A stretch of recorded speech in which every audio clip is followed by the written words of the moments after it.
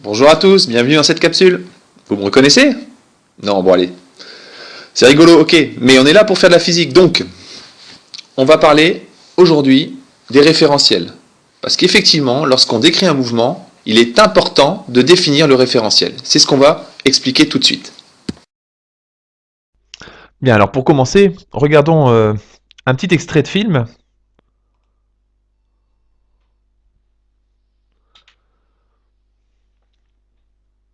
Bon, ce monsieur veut prendre son train. Et c'est parti. Eh ben non, c'est pas parti. Comme quoi, on peut se faire surprendre. Et c'est exactement la notion de référentiel qui est importante à définir ici. Bien, alors remettons la vidéo au début.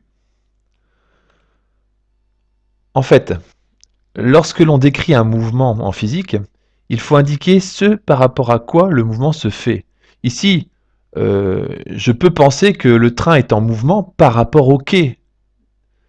Mais en fait, je peux également dire que c'est le quai qui est en mouvement par rapport au train.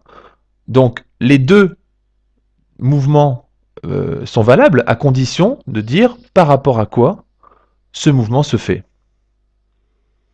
Donc, la référence qui servira pour décrire le mouvement d'un objet, c'est ce qu'on appellera le référentiel en physique. Alors, on retiendra donc la définition suivante pour un référentiel. Le référentiel en physique, c'est l'objet qui va nous servir de référence pour décrire un mouvement.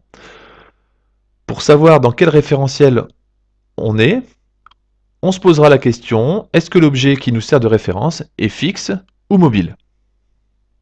Donc en physique, tout objet peut servir de référence. Il existe donc une multitude de référentiels.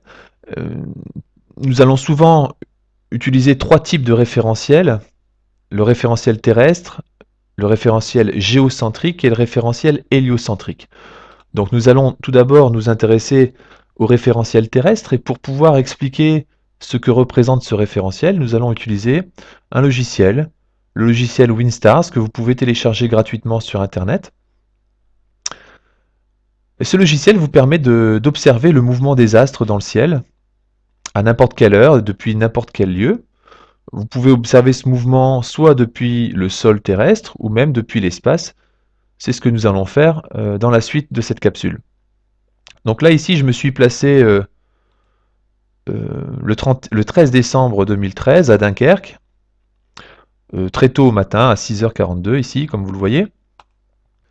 Et nous pouvons donc observer le mouvement des astres. Nous voyons ici la planète Mars, nous voyons bien sûr des étoiles puisqu'il était encore tôt. Que voit-on d'autre encore? Pour l'instant, pas d'autres planètes. Pas d'autres planètes. Je me place au sud, donc je m'oriente au sud en cliquant ici sur S. Je vois la planète Mars et je lance l'animation qui vont donc me permettre d'observer le mouvement des astres. Je vois que la planète Mars se déplace d'est en ouest. Je vois également une planète Saturne qui se déplace d'est en ouest. Le jour se lève. Et c'est le Soleil qui apparaît à l'est, se déplace dans le ciel. Alors bien sûr, le mouvement est considérablement accéléré. Et toutes les planètes, finalement, tous les astres dans le ciel se déplacent d'est en ouest. Donc j'ai le droit de dire que le Soleil est en mouvement par rapport à la Terre. Puisqu'effectivement, la seule chose qui ne change pas, qui ne bouge pas dans cette animation, c'est le sol. Le sol terrestre reste fixe. On dira que le sol terrestre constitue la référence de ce mouvement. On parle donc de référentiel terrestre. Donc dans le référentiel terrestre, finalement, le sol est fixe, les astres sont en mouvement et se déplacent d'est en ouest. On peut dessiner la trajectoire du Soleil, par exemple, dans le référentiel terrestre. Donc ça, c'est le sol. le sol terrestre, et je peux dessiner la trajectoire du Soleil, c'est-à-dire les positions successives du Soleil dans le ciel. Le Soleil se lève à l'est, décrit un arc de cercle et se couche à l'ouest. Avec l'est ici et l'ouest ici. Voilà. Alors ce type de mouvement explique pourquoi pendant des siècles, les hommes ont pensé que la Terre était le centre du monde et que les astres tournaient autour de la Terre. Nous allons maintenant voir un deuxième type de référentiel, un référentiel dit géocentrique. Pour comprendre la nature de ce référentiel, il faut se placer dans l'espace. C'est ce que nous allons faire avec le logiciel WinStars, en cliquant ici. Voilà. Nous voyons ainsi la Terre depuis l'espace, et nous pouvons tourner autour de la Terre et observer tous les autres astres du système solaire. Donc, essayons de repérer la planète Mars, la voici. Et nous allons lancer l'animation en accélérant celle-ci 500 000 fois. Donc l'animation sera 500 000 fois plus rapide que ce que nous aurions vu en réalité. Voici. Donc nous observons que les planètes sont en mouvement. La planète Mars qui est ici va de la droite vers la gauche. On voit que la Lune bouge également. La planète Mars s'est arrêtée et on s'aperçoit maintenant qu'elle rebrousse chemin. On dit qu'elle rétrograde. Elle repart de la gauche vers la droite. Et puis finalement, reprend son chemin initial de la droite vers la gauche. Donc ce mouvement de rétrogradation ne s'observe que dans le référentiel géocentrique. Et dans ce référentiel géocentrique, la seule chose qui n'a pas bougé, c'est le centre de la Terre. On a bien vu que la Terre elle-même tournait sur son axe. Voilà, on voit que la Terre ici tourne sur son axe. Mais le centre de la Terre, qui est ici à peu près, ne se déplace pas, ainsi que les étoiles fixes dans le ciel.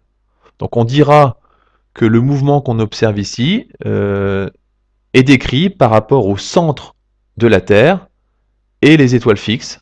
On dira qu'on est dans le référentiel géocentrique.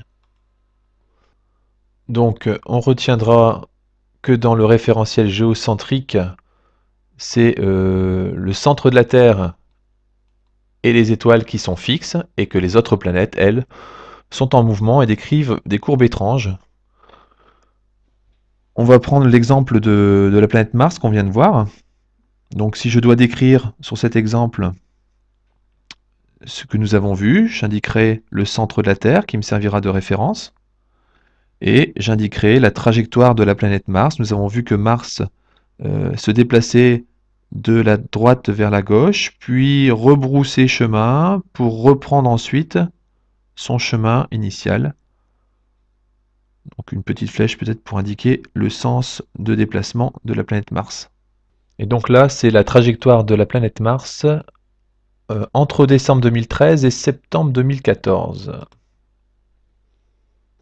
Alors pour comprendre cet étrange mouvement de la planète Mars, il faut en fait changer de référentiel, et on va maintenant se placer dans le troisième référentiel de notre étude, le référentiel héliocentrique. Donc comme son nom l'indique, dans ce référentiel, c'est le Soleil qui va servir de référence, héliocentrique, hélios, le Soleil. Donc dans le logiciel WinStars, je vais me rapprocher du Soleil, comme ceci. Et afin d'observer le mouvement de toutes les planètes, je vais m'éloigner. Voici. Je m'éloigne du Soleil et je vais lancer l'animation afin d'observer le mouvement des différents astres. Alors l'animation va être accélérée 1 million de fois.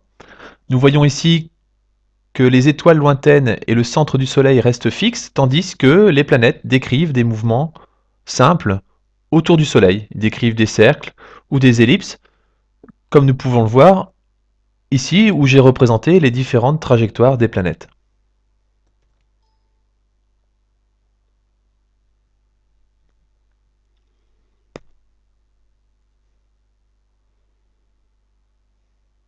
Donc nous retiendrons que dans le référentiel héliocentrique, le centre du Soleil et les étoiles sont immobiles, les planètes, elles, sont en mouvement et décrivent des cercles ou des ellipses.